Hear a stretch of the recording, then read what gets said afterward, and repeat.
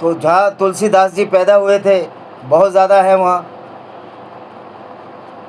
तो वहाँ पर तो संभवतः इनका लठ देखकर अहिर गडरी गुजरों के बारे में तुलसीदास कुछ नहीं लिखा। ये संभावना बनती है कि लठ देखा, और मुगलों की तो तलवार सबसे बड़ी थी उस समय। उस समय तो राजपूत भी अपनी बेटियां मुगलों को दे रहे थे। हालांकि आज बड़े रील वील बनाते हैं राजपूतों के लोग।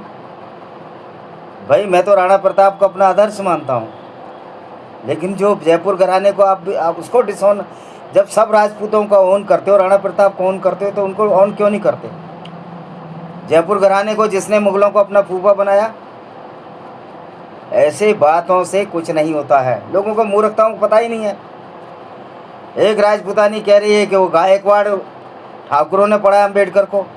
मैं अम्बेडकर का बिल्कुल पक्षधर नहीं हूँ ना, अम्बेडकर को मैं संविधान निर्माता मानता हूँ, क्योंकि 300 लोगों की कमेटी थी जिसमें अम्बेडकर थे, और 250 दिनों के बाद अम्बेडकर BN राव की जगह लिए थे ड्राफ्टिंग कमेटी में। ये तो लिखा हुआ है उसमें 250 या समथिंग 183, ये देख लेना, ये टेक्निकल इशू है, नहीं तो इसमें अड़ंगा बना देंगे। हालांकि मैंने वीडियो डाला हुआ है। तो भाई इस तरह गोस्वामी तुलसीदास ने जो किया, तो क्या भाई आप लोग रामचरितमानस घरों में पाठ करा के, अखंड पाठ पढ़ाकर आप क्या उसी ब्राह्मणवादी मानसिकता को आगे नहीं बढ़ा रहे हैं? जो आपके घर में खाती है, आपके घर में रहेगी, आपसे पैसा ले जाएगी, आप ही को नीच कहेगी। तो ऐसे मूर्खों की फौज तैयार करने के लिए हम पढ़ लिख रहे हैं क्या? मैं ब्राह्मणों के भी अलग खिलाफ नहीं हूँ। वो ब्राह्मण जो इस तरह की मानसिकता के हैं, तुलसीदास जी की मानसिकता के हैं, इस तरह की मानसिकता के ब्राह्मणों को निश्चित तौर पर निष्क्रिय किया जाना चाहिए, इनका प्रतिरोध होना चाहिए। ब्राह्मण तो दयानंद सरस्वती बीज थे, जिन्होंने जातिवाद छुआछूत के लिए अपनी पूरी ज़िंदगी हम कर दी और सनातन वैदिक धर्म को इतनी ऊंचाइयों पर पहुंचाया कि उनको एक वैश्या द्वारा मुसलमानों ने जहर देकर मरवा दिया। और वो वैश्या भी जोधपुर के महाराजा की लगी बंदी थी। ये योगदान है जोधपुर के महाराजा का। स्वामी श्रद्धानंद की अजमेर में हत्या हुई, ये योगदान है इनका सनातन वैदिक धर्म में। जोधपुर महाराजा और जयपुर महाराजा का मुगलों को अपनी लड़कियां देते रहे। वीर शिरोमणि महाराणा प्रताप, छत्रपति शिवाजी तो राजपूत नहीं थे, वो तो जाति के कुर्मी थे। इन लोगों ने रक्षा की है देश की, इन लोगों ने सनातन वैदिक धर्म को बचाया है। तो देश तो मैं यही कहना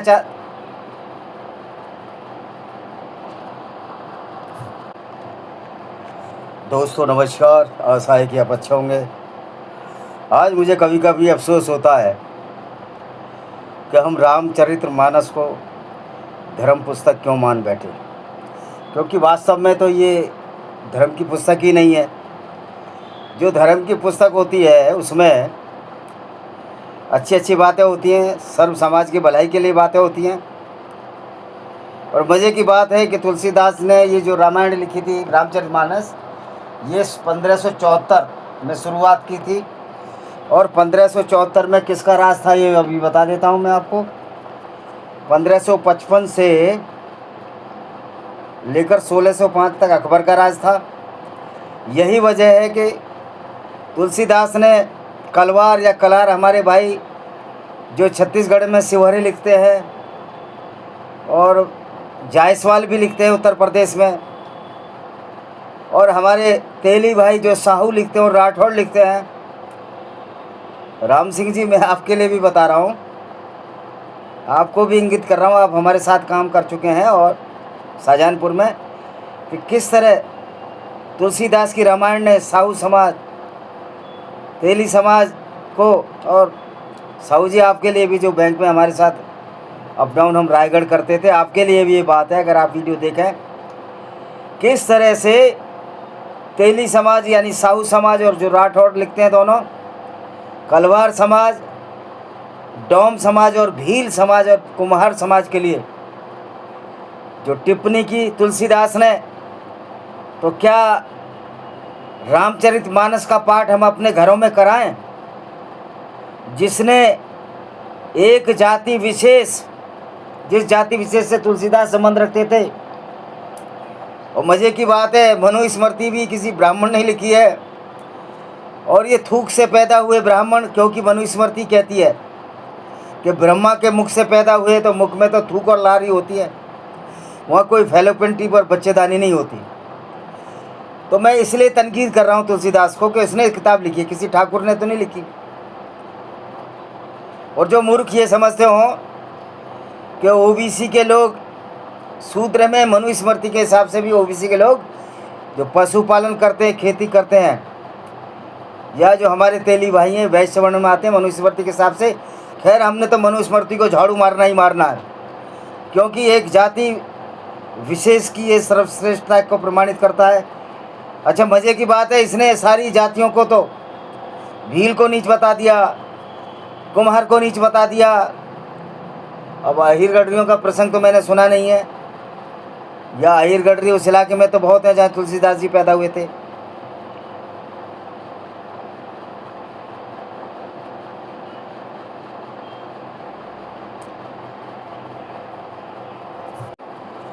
तो दोस्तों, ये मुगलों की टुकड़ों पर पलता रहा, उनकी रोटियां तोड़ता रहा, इसलिए इस व्यक्ति की हिमाकत नहीं हुई कि मुगलों के खिलाफ बोल सके। जो भोली भाली सादी जातियाँ थीं, सीधी सादी जातियाँ थीं, उनके खिलाफ इसने साफ साफ लिख दिया। तो दोस्तों, आज इसकी देखिए, तुलसी की रामचरितमानस में पांडुलिपि नष्ट करने की कोशिश किस लिए की गई, किन लोगों ने की। ये देखो, राम को पंडों की परिधि से जन जन की जुबान पर पहुंचाने के लिए गोस्वामी तुलसीदास को बहुत सहन करना पड़ा था। ये कौन कह रहे हैं? ये इनके ब्राह्मणवादी व्यवस्था के लोग कह रहे वो संस्कृत में क्यों नहीं लिखते। देखिए, जो भाषाएं लचर होती हैं वो भाषाएं ख़त्म हो जाती हैं। तो दोस्तों, नष्ट हो जाती तो कम से कम आज हम तुलसीदास को गालियां ना देते। तो हम एहसान मानते हैं कि गोस्वामी तुलसीदास कि जो प्रतिलिपि थी जो बची, वो किसके पास बची थी?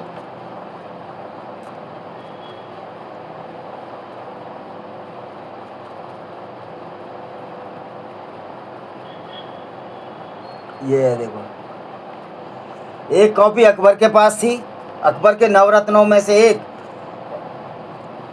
और वित्त मंत्री टोडरमल को दी थी ताकि सुरक्षित रहे। अच्छा है ये सुरक्षित रही, तो आज हम ये सिद्ध कर पाए हैं कि तुलसीदास एक नीच प्रकृति का व्यक्ति था। उसने ऐसा नीच किताब लिखी जिसको साहित्य की श्रेणी में और धर्म की श्रेणी में इन पोगापंथी ब्राह्मणों ने ला दिया। बात कड़वी है। हम कब तक झूठ बोलते रहेंगे, लोगों को सच्चाई से अवगत ना कराएं? अब ये होने वाला नहीं है। जो सच्चाई वो सामने आकर रहेगी। काशी के पंडित इस बात से नाराज थे कि तुलसीदास राम को देवभाषा संस्कृत से अलग क्यों कर रहे हैं। तुलसीदास का जीवन एक अनाथ और आम राम बोला गोस्वामी तुलसीदास बनने का। भाई, पहली बात तो है ये देवभाषा है। संस्कृत भाषा तो सारी देवभाषा होती है। भाषा कोई देवता तो उसको आगे नहीं बढ़ाते। भाषा तो एक संप्रेषण का माध्यम है, आपस में बातचीत करने का माध्यम है। तो ना कोई देव भाषा है ना कोई साधारण भाषा है। उसका ग्रामर मजबूत हो सकता है। संस्कृत का ग्रामर मजबूत इसलिए है कि एक वचन, द्विवचन और बहुवचन के लिए अलग अलग चीज़ें हैं। तो बहुत सी भाषाएं ऐसी हैं जिसमें पुल्लिंग स्त्रीलिंग का भी ध्यान नहीं रखा जाता। निश्चित तौर पर एक समर्थ भाषा है संस्कृत भाषा। मैं सनातनी हिंदू हूँ, पर इस तरह का पाखंडवादी रामचरितमानस जैसे मूर्खों को मारने का न हिंदू हूँ न रहूँगा।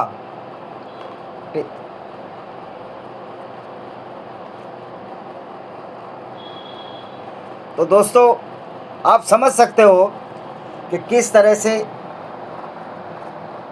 अब आगे पढ़ते हैं इसने क्या क्या लिखा है। मैंने वो ढोल गंवार तो लिखा दिया। अब ये देखिए, रामचरितमानस रामायण का एक छोटा संस्करण है। ये बिल्कुल झूठ बात है। रामचरितमानस एक संपूर्ण ग्रंथ है जो कि गोस्वामी तुलसीदास ने लिखा।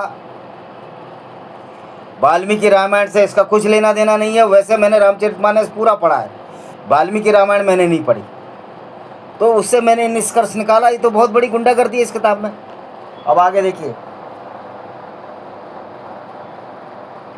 बात केवल तुलसी की एक दो चौपाई की नहीं है। ये हेमलता महेश्वर है, अब इनको दलित मानो, कुछ भी मानो। देखो, ना तो मैं दलित हूँ, पहली बात, ना मैं ब्राह्मण हूँ, मैं सच बोलने वाले इंसान हूँ, और जाति से भी मैं दलित नहीं हूँ। तो अगर दलित कोई सही बात कह रहा है या ब्राह्मण भी सही बात कह रहा है, उसको मानने में क्या बुराई है? तो क्या देखिए, प्रोफेसर हेमलता महेश्वर हैं, जामिया यूनिवर्सिटी की हैं। अब बताइए, जब हम अपने धर्म को ही सुधार नहीं करेंगे तो आपको उम्मीद है कि हम इस्लाम की आलोचना कर सकते हैं? इस्लाम वाले सही कहेंगे आपके यहाँ तो तुलसीदास आपकी जातियों को गाली देकर चला गया, और एक व्यक्ति गाली देकर चला गया, वो महाकवि हो गया। उसकी साहित्यिक रचना धार्मिक ग्रंथ में जब आ गई तो समझो कितनी गंदगी इन ब्राह्मणवादी व्यवस्था ने हिंदू धर्म में फैलाई है। तो बात केवल तुलसी की एक दो चौपाइयों की नहीं है, ऐसी कई चीज़ें हैं जो, देखो, दलित वर्ड उस समय नहीं था, मैं इनसे सहमत नहीं हूँ प्रोफेसर हेमलता महेश्वर से। उस तरह शूद्र लोग थे, दलित शब्द तो रामविलास पासवान का दिया है, तो इसमें कहीं दलित का उपयोग भी नहीं है। इवन दलित तो कॉन्स्टिट्यूशन में भी नहीं है। ये दलित वाले मूर्ख लोग हैं, इनको इस्लाम की बुराइयाँ नहीं पता, सिर्फ सनातन वैदिक धर्म की। अरे मैं भी बुराई कर रहा हूँ, मनुस्मृति की मैं भी बुराई कर रहा हूँ। तो दोस्तों, ये एक देखिए, एक चौपाई है, आपको दुख होगा इस तरह किस तरह हिंदू समाज को छिन भिन किया इस ब्राह्मणवादी व्यवस्था ने। और आज ये चाहते हैं कि हम पूछे, अबे तुम अकेले हिंदू रह जाओगे, फिर तुम्हारी औकात क्या होगी इस देश में, प्रदेश में, विदेश में। मैं उन ब्राह्मणों की बात कर रहा हूँ जो ब्रह्मा के थूक से पैदा हुए हैं। मनुस्मृति कहती है ना, मुंह से पैदा हुए हो। तो क्या लिखा है? पूजे ही विप्र सकल गुणहीना, शूद्र न पूजे ही वेद प्रवीणा। कह रहा पूजे ही विप्र सकल गुणहीना, यानी कि अगर ब्राह्मण में एक भी गुण नहीं है तो भी उसको पूजो, सिर पे बैठाओ उसको। हमसे ही भिखारी दान लेगा और कच्ची नहीं खाएगा। मैं शूद्र भी नहीं था, मेरे घर एक पढ़िया आया जो निष्कृष्ट ब्राह्मण, भीख मांगने वाला, कह रहा कच्ची रोटी नहीं खाऊंगा मैं। भगाया मैंने लात मार के, साले हमसे ही लेगा और कच्ची रोटी नहीं खाएगा, तू हमारा बाप लगता है क्या? आज तक वो हमारे घर में नहीं घुसा है। गाजियाबाद की बात कर रहा हूँ मैं। तो मैं तो किसी जाति विशेष के खिलाफ नहीं हूँ, लेकिन जो गुंडागर्दी है उसको तो मैं बताऊँगा भाई। तुम उखाड़ क्या लोगे सच्चाई को बताने से? इतनी तो तुम्हारी में ताकत है नहीं। ताकत होती तो अब तक खंडन कर दिए होते आप। मनुस्मृति गंदी है, अच्छी नहीं है, उसका खंडन कर दिए, साबित कर दिए हो, तो तुम्हारी औकात ही नहीं है ये। कि तुमने जो गंद बोया है रामचरितमानस मनुस्मृति के नाम पर, उसका कोई निराकरण आपके पास नहीं है। तो यानी ब्राह्मण भले अवगुणों से भरा हो, लेकिन उसकी पूजा करनी चाहिए। जो शूद्र वेद का ज्ञाता है तब भी पूजा नहीं करनी चाहिए। जिस रामचरितमानस में ऐसी बातें हैं उसको कोई इंसान कैसे स्वीकार करेगा? दलितों की बात छोड़ो, मैं तो दलित नहीं हूँ, मैं फिर भी स्वीकार नहीं करूँगा, और मेरी जाति का तो कहीं नीचता में उल्लेख भी नहीं आया। लेकिन तेलियों को आप कैसे गंदा बोल सकते हो? कुम्हारा प्रजापति भाइयों को कैसे गंदा बोल, यानी कि जो बर्तन बना रहे हैं, जो आपको तेल दे रहे हैं, जो आपके खाने पीने के लिए, आप उनको ही गंदा बोल रहे हो। यानी कि नीचता की एक पराकाष्ठा तुलसीदास में थी। तो रामचरितमानस को एक महान साहित्यिक रचना का मैं कहता हूँ, इससे नीच कोई किताब नहीं है। कुरान, रामचरितमानस, मनुस्मृति नीच व्यक्तियों द्वारा लिखी किताब है, और इनको नीच व्यक्ति फॉलो करते हैं। लेकिन उत्तर भारत में हिंदुओं के बीच धर्म ग्रंथ की प्रतिष्ठा आलम भैया सारे हिंदुओं के बीच में नहीं है। जो पागल हैं उनके बीच में, हमारे लिए नहीं है। हम तो कभी पाठ ही नहीं कराएंगे इस मूर्ख किताब का, न किसी पढ़िए को बुलाएंगे कि हमको ही गाली दे के चला जाए। हम अगर तेली को गाली दी जा रही तो मेरे को भी दी जा रही है। ये जरूरी नहीं है कि उसकी जाति से, मानवता को गाली दी जा रही है ना। तुलसीदास कर रहा है ना मानवता के साथ। तो दोस्तों, अब पवन वर्मा जी एक लेखक है, रामचरितमानस उत्तर भारत में हिंदुओं के लिए बाइबल की तरह। भाई बिल्कुल भी नहीं है। हम तो उन लोगों के साथ हैं जिन्होंने रामचरितमानस को जलाया था।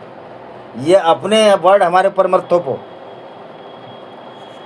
वर्मा ने अपनी किताब में लिखा है, रामचरितमानस में केवल तुलसीदास की शानदार कविता ही है, बल्कि गहरे दर्शन, सहज ज्ञान। अब बताओ इसमें कौन सा गहरा दर्शन है? हनुमान जी सूरज खा गए, 3 लाख गुना सूरज बड़ा है पृथ्वी से, और हनुमान जी उसको खा गए। ये क्या दर्शन है यार? मेरी तो समझ से बाहर है। Beyond my assumption, beyond my brain. ये तो मतलब तुलसीदास जो है डूम्सडे के दिन पैदा हुआ था क्या, जिस दिन प्रलय हो रही थी, या उसका दिमाग डूम्सडे के दिन बना था? डूम्स प्रलय को बोलते हैं, डूम्सडे। तो वर्मा ने अपनी किताब में क्या लिखा है, ये भी कोई चमचाई होगा, तुलसीदास के ग्रुप का होगा। रामचरितमानस में नहीं केवल तुलसीदास के शानदार का अच्छा ही होगा इसे। अच्छा, अभी आगे बढ़ते हैं इनके मूर्खता। रामचरितमानस भक्ति आंदोलन की उपज है, मतलब ये भक्ति हो रही है कि हिंदुओं को नीच बताया जाए। ऐसी भक्ति पे फिर 15 जूते 100 जूते, मैं तो ऐसी भक्ति पर लात मारता हूँ, ऐसी किताब पे भी लात मारता हूँ। हिंदी साहित्य के जाने में आचार्य रामचंद्र शुक्ल कौन था? वो ब्राह्मण था। सन 1318 में 1643 तक भक्ति काल मानते हैं, और ये ऐसी भक्ति हो रही है कि ऊंच नीच बताया जा रहा है। हिंदू धर्म की वाट लगा दी इस भक्ति काल ने। भक्ति काल के लिए कबीरदास को मानते हैं ना, कबीरदास ऐसा ऑथेंटिक है। कबीरदास के पैरों की धूल नहीं है तुलसीदास, उन्होंने सबको लताड़ा है, पाखंडों को। तुलसीदास अकबर के ज़माने में थे, मैं पहले ही बता रहा हूँ। अकबर 1555-54 में राजा बना, 1605 में उसकी डेथ हो गई, 58 साल का था। मध्य युग का तो ईश्वर की कृपा है, या जिसने भी दुनिया बनाई उसकी कृपा से मुझे बहुत सारी चीज़ें मालूम है, हालांकि मैं तो साइंस का विद्यार्थी रहा हूँ। भक्ति काल और तुलसीदास को लेकर आर्य रामचंद्र शुक्ल ने अपनी किताब गोस्वामी तुलसीदास में लिखा है। तो पढ़िए पंडित है ये। मुसलमान सामान्य के पूरी तरह से स्थापित हो जाने पर वीरता के संचार के लिए स्वतंत्र शेष नहीं रह गया था। देश का ध्यान पुरुषार्थ और बल पराक्रम की ओर चढ़कर भगवान की शक्ति और दया की ओर गया। अरे उसकी ओर नहीं गया। मुगलों ने कहा तुम आपस में लिखो एक दूसरे की जाति के खिलाफ, हम तुमको ऐसे गड्ढे में ले जाकर मारेंगे, तुम्हारा सनातन धर्म छीण छीण हो जाएगा। और तुलसीदास मुगलों की और जिहादियों की हाथ की कठपुतली था। अच्छा जी, जिसमें भगवान के सिवा कोई दूसरा दिखाई नहीं देता था। अबे कायर तुलसीदास, उस जमाने में राणा प्रताप भी लड़ रहे थे अकबर से, छत्रपति शिवाजी ने औरंगजेब तक लड़ा।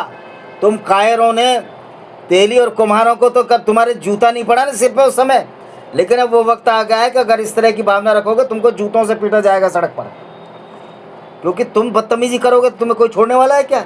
अरे लॉजिक रखो यार, किसी को ऊंचा किसी को नीचा, और अब अपनी बेइज्जती खुद कर रहे हो, ब्रह्मा की बेइज्जती करा रहे हो। ब्रह्मा को बता दिया कि ब्रह्मा के मुख से ब्राह्मण, भुजाओं से क्षत्रिय पैदा हो रहे हैं भाई।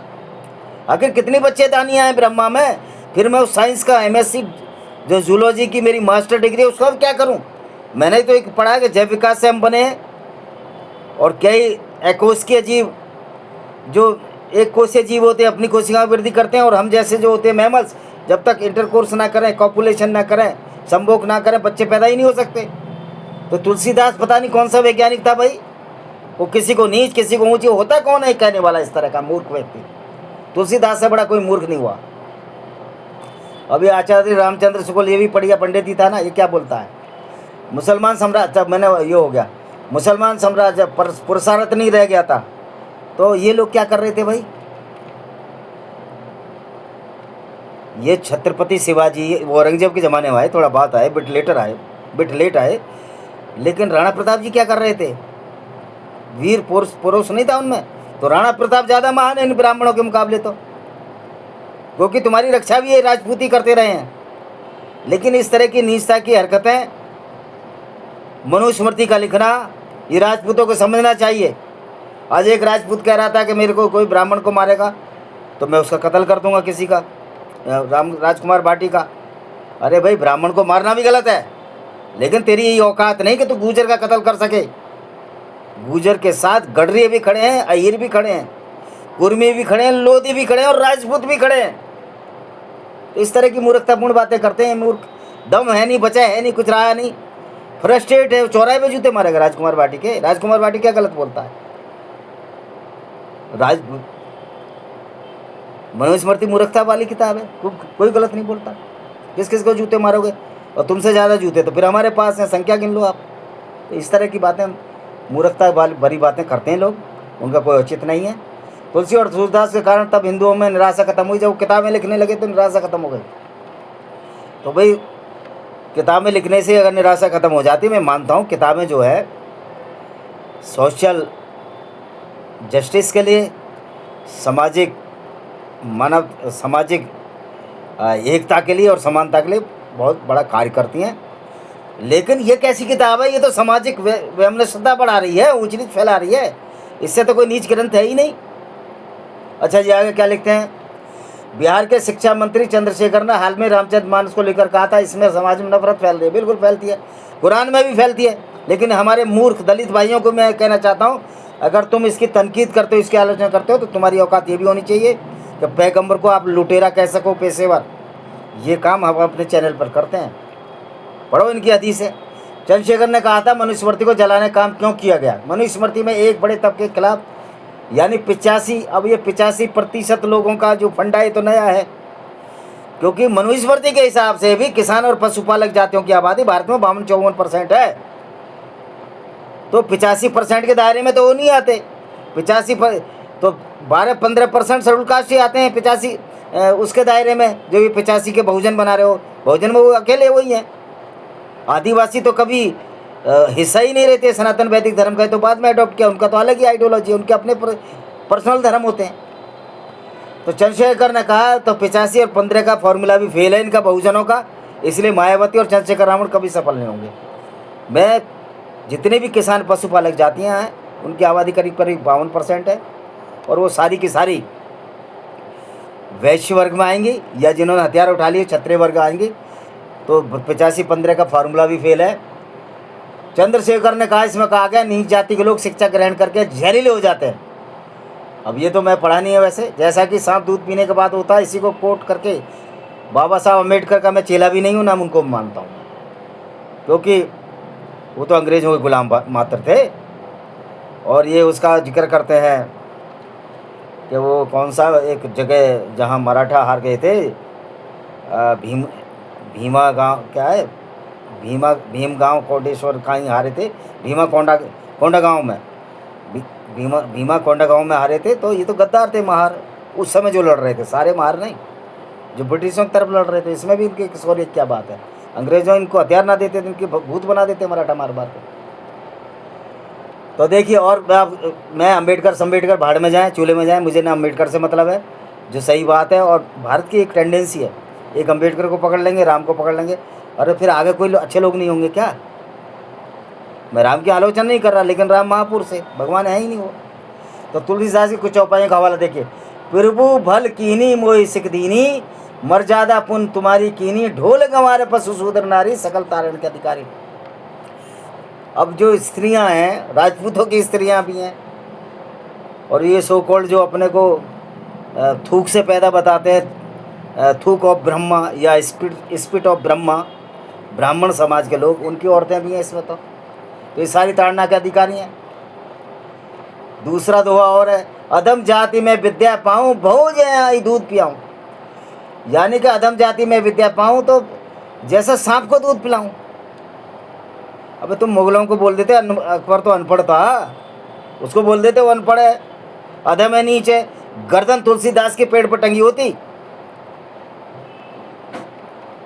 राम कथा वाचक अखिलेश सांडिल्य, ये भी ब्राह्मण है, से जब हमने पूछा, ये लेखक बोल रहा है कि तुलसीदास के इन दोहों को दलित और स्त्री विरोधी क्यों नहीं कहा जाना चाहिए, अखिलेश सांडिल्य कहता है कि इन दोहों के संदर्भ प्रसंग में अटक सदन रूप से देखेंगे तो बिल्कुल सही लगेगा कि स्त्री और दलित विरोधी है। जो इन दोहों का इस्तेमाल तुलसीदास को घेरने के लिए करते हैं, पूरा संदर्भ उड़ा देते हैं। पूरा संदर्भ क्या बात है? एक चौपाई पूरी होती है, 4 की चौपाई होती है, उसमें संदर्भ की क्या बात है? पूरी चौपाई में वो सबको गाली दे रहा है ना भाई, पूरी चौपाई है ना, 4 में पूरा आ रहा है, इसमें पिछला संदर्भ देखने की क्या जरूरत है? सांडिल्य क्या कहता है? बिहार के शिक्षा मंत्री ने जिस दोहे को उल्लेख किया, पहले उसकी बात कहते हैं। ये दोहा अधम जाति में विद्या पाऊँ, बहु जय अहि दूध पिलाऊं, इस दोहे का प्रसंग है रामचरितमानस के उत्तरकांड में गरुड़ और काक भसंडी के बीच संवाद हो रहा है। काक भसंडी मतलब कौवे से। अब बताओ, कौवा बोलता है क्या? कौवा बोलता देखा है आपने कभी, या गरुड़ बोलता देखा है? यानी सारी मूर्खतापूर्ण बातें रामचरितमानस में भरी हुई हैं।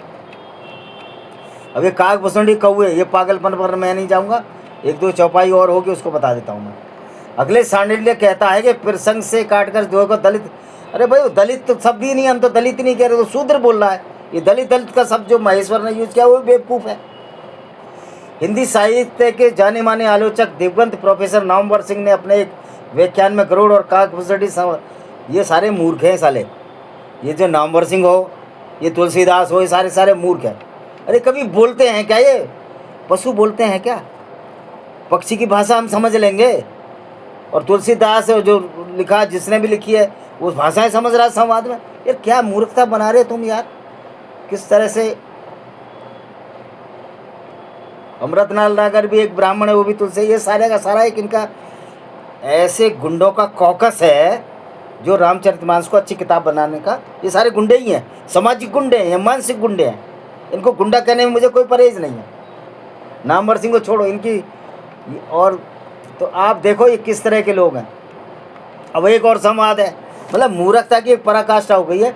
विनय ने मानती जल्दी जड़ गए 3 दिन बीत, भोले राम सकोप सख्त बहन हो प्रीत।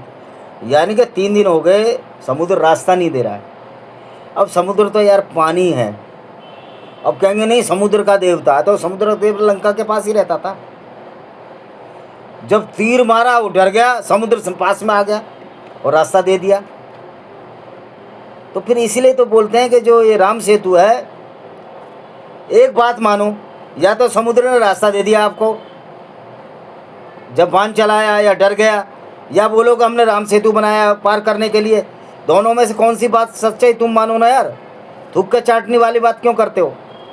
एक तरफ बोलते हो राम सेतु बनाया, दूसरी तरफ बोलते हो समुद्र ने खुद रास्ता दे दिया। फिर राम सेतु बनाने क्या जरूरत थी? इसमें भी कुछ पागल आ जाएंगे, ये ब्रह्मा के थूक of Brahma, spit of Brahma आ जाएंगे। और आगे देखा एक और, तो नफरत तो फैलाती है किताब, इसमें क्या बात है।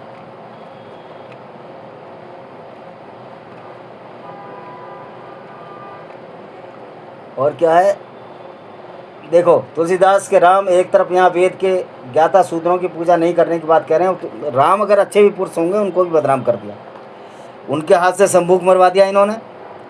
सीता की अग्नि परीक्षा करा दी, मैंने राम की भी वाट लगा दी। ब्राह्मणों ने ब्रह्मा की भी वाट लगा दी। ये सबकी वाट लगाने में बहुत माहिर हैं।